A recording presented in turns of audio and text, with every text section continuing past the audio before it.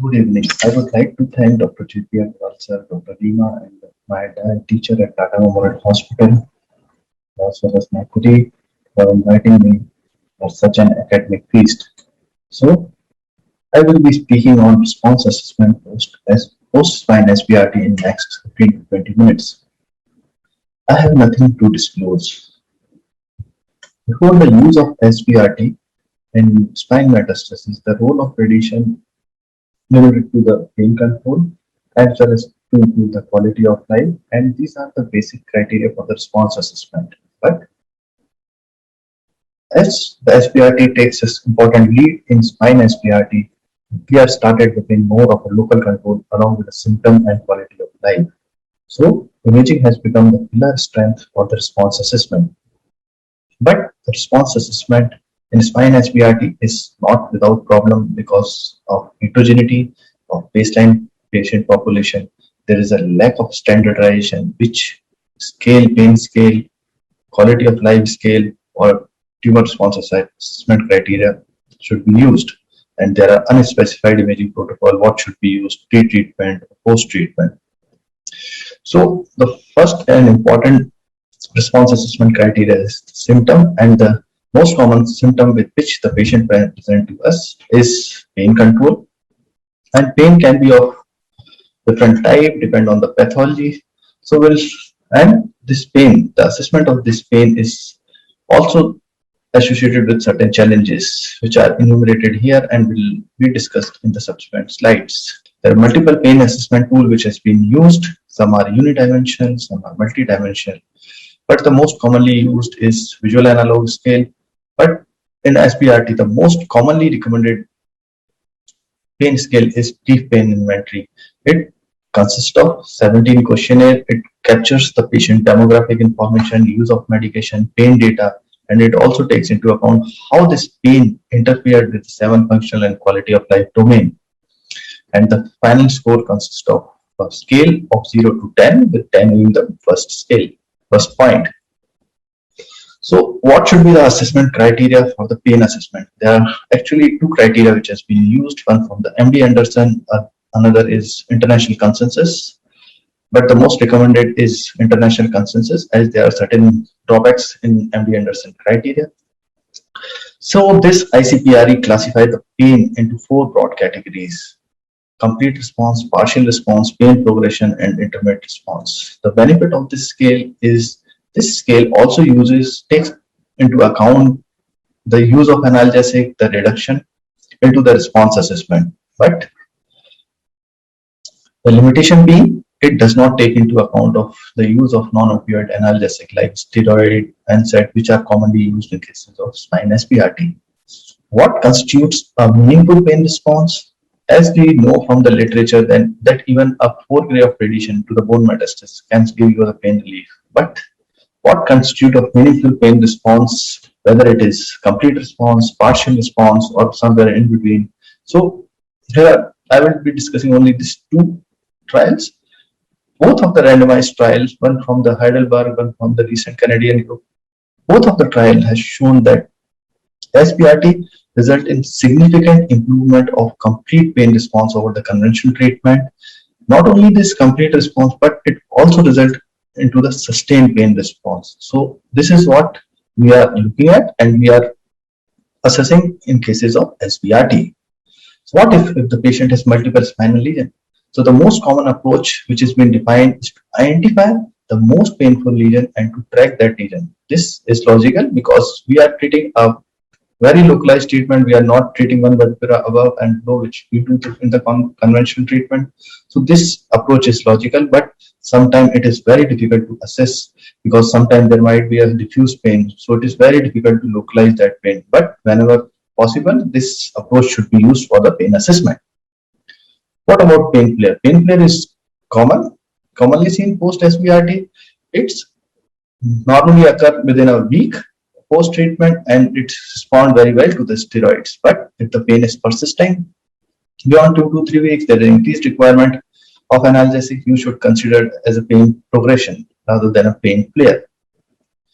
So what timing should be used for the assessment If you are doing a frequent assessment, then the patient might get fatigued, patient might not want to come to you. But if you are delaying your response assessment beyond 3 months, then patient priorities might change, because these patients might be at the end of their life, or they might be on certain treatment.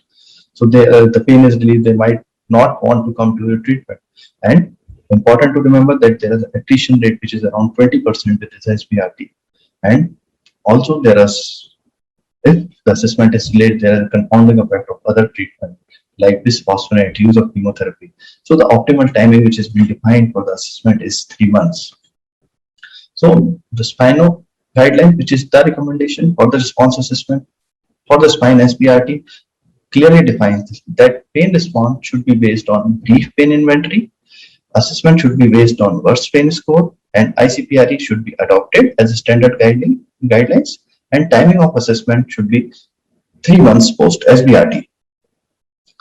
Moving on to the second point, which is quality of life. There are multiple quality of life has been used for the quality of life scoring, but the most common and most useful for the bone specific are the two.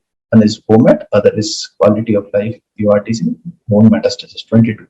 BOMAT is a simple 10-point questionnaire. It does not include any scale. It is easy to administer, while PM22 consists of 22 questionnaire, 4 scales, and gives you an insight about painful site, painful characteristics, functional interference, and the psychological aspects.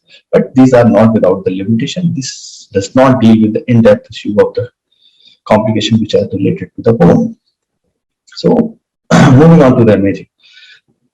So, which imaging should be used, when it should be used, what criteria should be used, how to differentiate between the pseudo progression versus progression. So, we'll be discussing in the subsequent slide. So, for imaging for tumor response, MRI is the preferred modality because of the high sensitivity and specificity. There are other modalities, CT and PET, which has been used, but they are not recommended as standard of care because of certain limitations, and newer MRI technique and the tracers, PET tracers are coming up. Let us discuss. CT, although help in classifying the different metastatic disease, but because of their disadvantage of lack of soft tissue resolution, inability to differentiate between cortical tumor destruction, osteoporotic bones, degenerative changes, and susceptibility of imaging artifact, this is not the recommended for the response assessment. On the other hand, MRI, because of the excellent soft tissue resolution, better visualization of paraspinal and epidural component, these are the imaging of choice for the response assessment, and the preferred sequences being T1 weighted and T2 weighted axial non-contrast sequences. Although use of contrast is controversial, but contrast is actually useful, especially in case there is paraspinal disease or epidural disease. There are signal changes which has been reported in the literature which show the response and progression on T1, T2, but still many things are not very clear, especially when the lesion are located in bone itself. And also to remember, there are signal changes which represent the tumor being a true progression. This might also be because of the osteoradionecrosis, fibrosis, or because of the vertebral compression fracture, which is radiation induced. So these should be kept in mind before labeling the disease as a progression.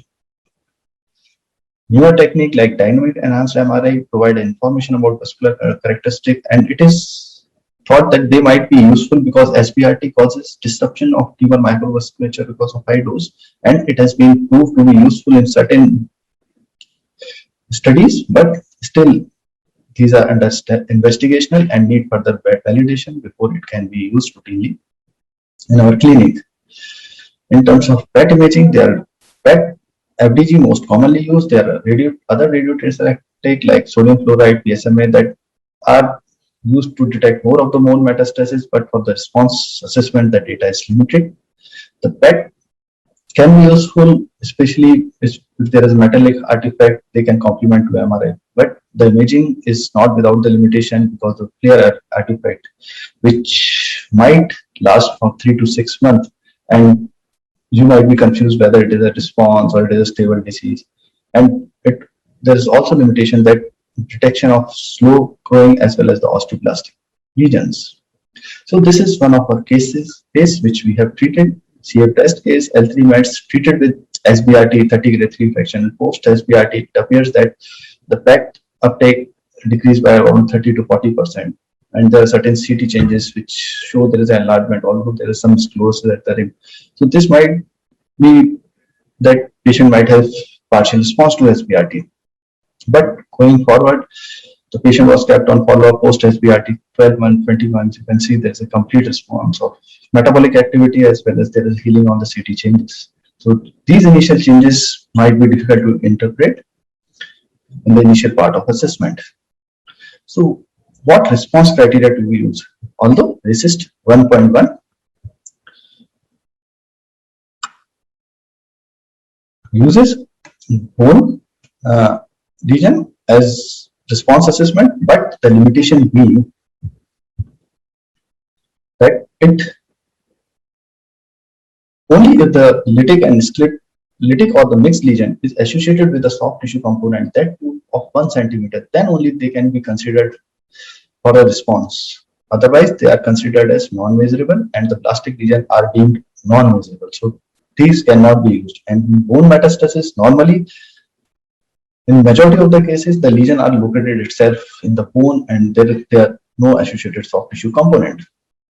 So another criteria was defined by MD Anderson, which uses CT and MR signal to classify the response, but the major limitation, it does not take into account the epidural component, which is one of the main criteria for the response in spine SBRT. Also, it does not mention about pseudo progression, and it also does not give the standardization which imaging should be used for the response assessment. So the spino criteria has comes up and it defines the response broadly into 2 criteria. One is local control, another is local progression. Local control is defined as absence of progression within the treated lesion on serial imaging, and these imaging should be MRI and should be done at least 2 to 3 consecutive MRI 6 to 8 weeks apart. And on the other hand, local progression is defined as gross unequivocal increase in tumor volume or linear dimension, or there is any appearance of an epidural disease, or there is an increase in existing epidural disease, or there is a neurological deterioration because of the existing epidural disease. So, for example, this is one of our patient, renal cell carcinoma, post-nephrectomy, presented with pain and the metastatic lesion. So we have treated with SBRT, and post SBRT you can see there is a regression of lesion and there is decrease in the contrast enhancement. Post SBRT is completely gone. So if you go by the RECIST or any other criteria, it comes into the category of partial response. But with spino, it is considered as a local control of the disease. On subsequent follow-up at a 1 year, 18 months, there is further decrease in size and the healing of bone. The same patient has also undergone PET scan pre-treatment, in which you can see there is an increase SUV uptake at the metastatic site, and post-treatment there is a decrease in uptake, but also there is some residual uptake, which might suggest that there is a residual disease. But on subsequent follow-up, 1 year, 21 months, there is a healing of bone and complete disappearance of metabolic activity. So what about pseudo progression? Pseudo progression is commonly seen, especially in cases of high dose and immunotherapy, and it's important to differentiate it with the true progression, because if it is a true progression, then patient needs further investigation. And the pseudo progression, the standard, it is difficult to interpret on the imaging, but the gold standard to differentiate pseudo progression versus progression is the biopsy. But in spine metastasis, because of the morbidity, because of the the surgery is not commonly done until unless there is a cord compromise or there were vertebral instability. Mostly a conservative approach is used with imaging, so it is important to do imaging and try to understand how to differentiate it. So this is one of our patients which we have treated with SBRT 24 grade in 2 fractions. So on the initial scan, there is an increase in size. You can see on MRI T1, T2, but clinically the patient pain is much better. And the patient, along with the clinical history, it has been discussed with the radiologist as well as the surgeon. So it has been decided that patient should be kept on follow-up. It looks the changes which might be initial there. So patient was subsequently advised to do a PET scan after 4 months. We advised to do MRI, but everybody in the tumor board understood that we should do an PET scan rather than MRI. So post 4 weeks, the PET scan show there is a complete response in terms of metabolic uptake. Also, there is a healing of the bone. And post SBRT 14 months, you see there is a complete mineralization of bone along with the complete disappearance of metabolic activity. So these are the changes which comes commonly in the clinic, and we should be aware of these changes. This is a bit complicated case. This is a CL lung with the D9 mets, and you can see the lesion located in vertical body and the pedicle. We have treated with the SBRT 24 SBRT. But what happened post SBRT? Then patient complained of some tingling and weakness in the limb. So follow-up scan was done, which show on T1, T2 weighted images there is some increasing tumor size, some altered signal intensities there, and also there is a vertical compression fracture which causes the compression of spine. PET scan also done, which show some activities there. So it is very difficult to differentiate whether this is because of the tumor or because of the radiation-induced fracture. So because the patient has vertical compression fracture, so patient underwent surgery, and which showed there is a complete necrosis, complete disappearance of tumor as along with the necrosis, and the patient was kept on follow-up, and which showed there is healing of bone and complete disappearance of activity. So the spinal criteria defined imaging-based local control should include MRI as a preferred modality, and images should be interpreted by a radiation oncologist as well as a radiologist, and you should take into account the clinical scenario also, how the patient pain is, clinical symptom is, and timing of assessment should be post SBRT 2 to 3 months, every 2 to 3 months for first 12 to 18 months, then thereafter every 3 to 6 months. But still there are some unanswered queries like how to do response assessment, especially in cases of metallic artifact, because there is signal loss in MRI, it is difficult to interpret. So sometimes we use a PET, which gives you a PET CT, which gives you additional, which help you in differentiated in the response versus progression. And because of the frequent imaging nowadays, we are more picking up the bone metastasis, which is completely asymptomatic, just a small little lesion located into a vertebra, and post SBRT, how to assess the response, because there is no soft tissue component, no pain. So still we have to find out certain other ways. And last but not the least, how feasible is to do the frequent MRI, because of post SBRT you can do one MRI, two MRI, but then patient, because of the cost involved and the patient preferences and along with the medical oncologist colleague, it is not very much feasible to do a frequent MRI post SBRT. So to conclude, spinal is the recommendation now till date, and we should use MRI. There is a drive to identify different biomarkers, but still they are in a trial phase. We need more data so that we can find out certain parameters so that we can predict the response early. In parallel, the radiomics has been growing, which might help you in understanding certain imaging related feature which can help you predict a response better. With this, I like to thank you. This is my team at Vedanta, and I like to thank Dr. Shikha and my other team colleague member which helped me during this presentation. Thank you.